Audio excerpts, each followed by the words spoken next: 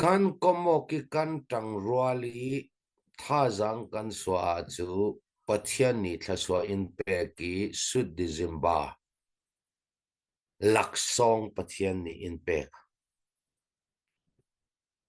timit kyang kapa sakhan pali panga kan lak theina kha kan tan rol rong asi CDF po CNA CDF po male kanda male chaya tawan kan ti pai chu khavekin lung rual tei kan tan ruala khachun mi hre khan mi pi ni anzum dana chu timit sakhan pol kha yang ting mana lak thei ding silo ha kha thona nai tuk tinan ruat ding tu chu kan lak the ver hi mai thal yang maza kan mu zenle kon yang maza kan mu kol ral rang anung manin hlei kwa kan kai athimi pol hi athimi lakahi ralboy pipian tel humalen ni tolo tayin mu tla thi tayi buji tla thi ye mu tla thi du ye mu tla thi kan tan rual chu chaknak si ti ka tua afyang thlang ko lo mo lung rual te kan tan rual na ka afyang tu thlang tua chu ne na ka si ti alang tu thlang chu vekin kan tan rual vekin mi tui pumoy ni arel mi male peng tlang chao win fan kan hol poisa kan hol ane to bi ka po ngai ngai le zen le kwan mai thal kan mang mi atam son ka Chinland Council CNF CNA thau thau CNA thau thau ne ni sin zen le kwan kan dil ring ring ko lo mo khatla kha CDF Freud tu Paul sport group Paul ni kan thai fiang atul thang aral kap man kha lung rual te mun khatiral kan daus vi vau thai le chu sport group Paul ta kha lung rual te in mun khata Chinland Council franga zenle kon le thil poi mo mi franga mun khatea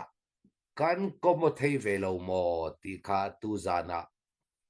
ruwa rak ruwa chiao ding in ka he rel mai sa ding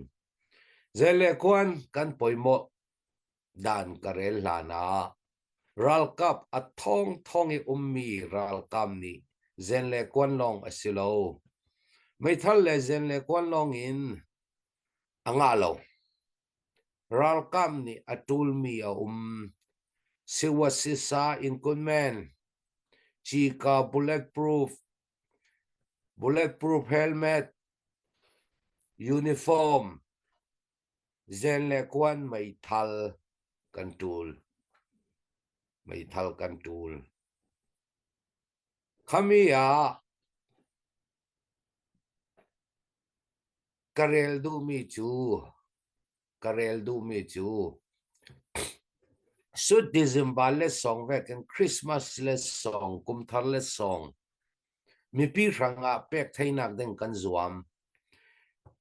kan ral dau mi hi kan chol san velo kol ral ranga na po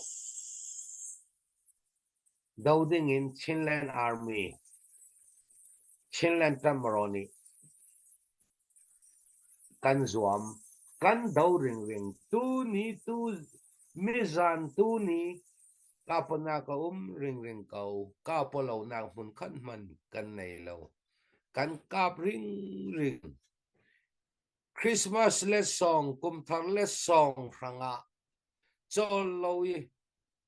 thu sit kan sin vi vo thei nak ding in chu tu vekin lung lau yang tik lai tla se lung lau zen le kon kan nei apoi mo zet